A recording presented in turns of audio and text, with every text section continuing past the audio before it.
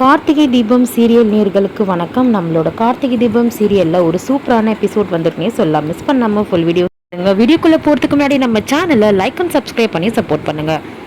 இப்போ பார்த்தீங்கன்னா ரேவதிக்கு எப்படியோ ஏதாச்சும் நம்ம கார்த்தி மூலயமா பார்த்தீங்கன்னா மயில்வாகம் மூலயமா ரோகிணி இவங்க எல்லாருக்கும் இந்த மாதிரி மாலையில் இப்படி ஒரு விஷயம் வச்சுருக்காங்க அப்படின்னு சொல்லிட்டு தெரிஞ்சிருச்சு.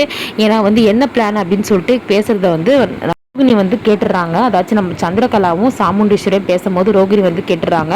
இப்போ பார்த்தீங்கன்னா இது எப்படியாவது தடுத்து நிறுத்தணும் அப்படின்னு சொல்லும் போது இது என்ன பண்ண முடியும், நம்ம எப்படி தடுத்து நிறுத்துறது அப்படின்னு சொல்லிட்டு கேட்குறாங்க. நீ சொல்கிறது உண்மைதானா அப்படின்னு சொல்லும் போது உண்மையிலங்க அப்படின்னு சொல்லும்போது அந்த மாலை தனியாக வச்சுருப்பாங்க. போயிட்டு அந்த மாலையில் பார்க்கும்போது பார்த்தீங்கன்னா தாலி இருக்கும். அதை பார்த்ததும் செம்ம அதிர்ச்சி ஆகிடுவாங்க நம்மளோட ராஜராஜன், அதுக்கப்புறம் மயில்வாகனும் இவங்க எல்லாருமே. இந்த விஷயத்த உடனே தெரிஞ்சதுக்கப்புறம் நம்ம கார்த்திக் என்ன பண்ணுவாங்க, ஃபோன் பண்ணி சொல்லுவாங்க இந்த மாதிரி மாலையில் தாலி வச்சு கல்யாணம் பண்ணுறதுக்கு ரேவதி பார்க்குறாங்க, எப்படியாச்சும் தடுத்து நிறுத்தணும் மாப்பிள்ள அப்படின்னு சொல்லும்போது நான் அப்பயே நினச்சேன் மாமா, ஏற்கனவே இங்கே என்னை கலர் நோட்டை அடிச்சிட்டாங்கன்னு சொல்லிட்டு என்னை போலீஸ் அரெஸ்ட் பண்ணிட்டாங்க. எனக்கு தெரிஞ்ச இன்ஸ்பெக்டர் 3 நாள் நான் அவகாசம் கேட்டிருக்கேன், எப்படியாவது நான் தப்பு பண்ணல அப்படின்னு சொல்லி நிரூபிக்கிறதுக்கு. அவர் தெரிஞ்சதுனால தான் விட்டார், இல்லைன்னா என்னை உள்ளே வச்சிருப்பாங்க அப்படின்ற மாதிரி நம்மளோட கார்த்தி சொல்கிறாரு. இப்போ ஒன்றும் பிரச்சனை இல்லை மாப்பிள்ள, அதான் 3 நாள் இருக்கே, உடனே இந்த கல்யாணத்தை நிறுத்துங்க எப்படியாச்சும் பண்ணி அப்படின்னு சொல்லும்போது இல்லை மாமா என்னால் நிறுத்த முடியாது, நான் வேணா அங்கே அந்த சைடு வரேன், ஆனால் என்னால் நேரடியாக எல்லாரும் முன்னாடி நிறுத்த முடியாது. அதுவும் ரேவதி என்ன ஏதுன்னு சொல்லிட்டு கேட்பா. அது மட்டும் இல்லாமல் ரேவதி இதில் என்னை இன்வைட் பண்ணுற அளவுக்கு இது பெரிய விஷயம் இல்லை, சின்ன விஷயத்தில் அவங்க இதை பண்ணி முடிக்கணும்னு சொல்லிட்டு பிளான் போட்டாங்க போல் அப்படின்ற மாதிரி சொல்கிறாங்க.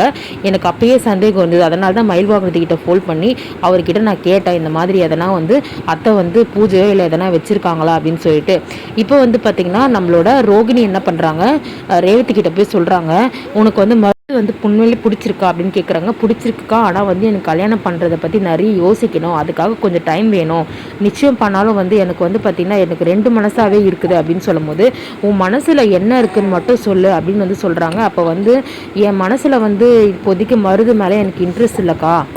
அப்படியா, சரி நான் ஒன்று சொல்கிறேன், அதை நீ பார்த்து நீ தெரிஞ்சுக்கோ அப்படின்னு சொல்லும் போது ரோகிணி சொல்லிடுறாங்க இந்த மாதிரி மாலையில் கல்யாணம் தடங்கள் ஆகிட்டே இருக்குது அப்படின்னு சொல்லிட்டு மாலையில் அம்மா தாலியை ஒழிச்சு வச்சுருக்காங்க, நீ எப்படியாச்சும் அதில் மாட்டிக்காமல் அந்த மாலையை கிழிச்சு போட்டு நீ எப்படியாச்சும் எஸ்கேப் ஆகிடு, நீ தயவுசெய்து இந்த மருது கல்யாணம் பண்ணிக்கிறதா. ஆனால் அம்மா இவ்வளோ ஏன் அவசரப்படுறாங்கன்னு தெரியல ரேவதி, பின்னாடி ஏதோ ஒரு தப்பு இருக்கும்னு தோணுது, நான் சொல்கிறது சொல்லிட்டேன், உன்னோட இஷ்டம் அப்படின்ற மாதிரி ரோகிணி சொல்கிறாங்க.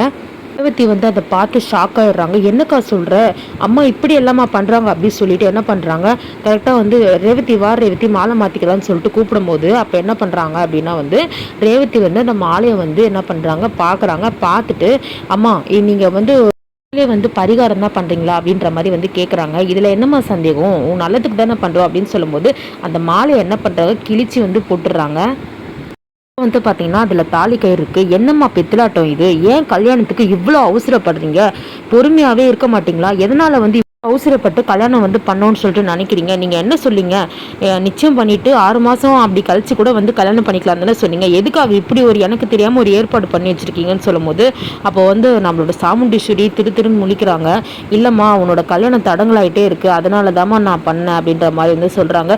போதுமா தயவுசெய்து விட்டுருங்க என்ன அப்படின்ற மாதிரி ரேவதி பயங்கரமாக இல்லாத கேள்வியெல்லாம் கேட்குறாங்க. அப்போ பார்த்திங்கன்னா நம்ம ரேவதி என்ன சொல்கிறாங்கன்னா, இங்கே பாருங்கள் இனிமேல் இந்த மாதிரி ரகசிய கல்யாணம் பண்ணுறது, யாருக்கும் தெரியாத கல்யாணம் பண்ணுறதுலாம் தேவையில்லை, எதுக்காக இப்படி மூடி மறைச்சி கல்யாணம் பண்ணோம், நம்ம ஒழுங்காக தானே கல்யாணம் பண்ணுறோம், நம்ம எதுக்காக இந்த மாதிரி எல்லாருக்கிட்டும் சொல்லாமல் திருட்டு கல்யாணம் மாதிரி பண்ணுறீங்க, இப்போது எனக்கே தெரியாமல் இதில் மாலையில் பார்த்திங்கன்னா இந்த தாலியை வச்சுருக்கீங்க, விட்டுருங்கம்மா அப்படின்னு ரேவதி என்ன பண்ணுறாங்க புலம்பிட்டு கிளம்பிடுறாங்க. இதோட முடிச்சிருக்காங்க.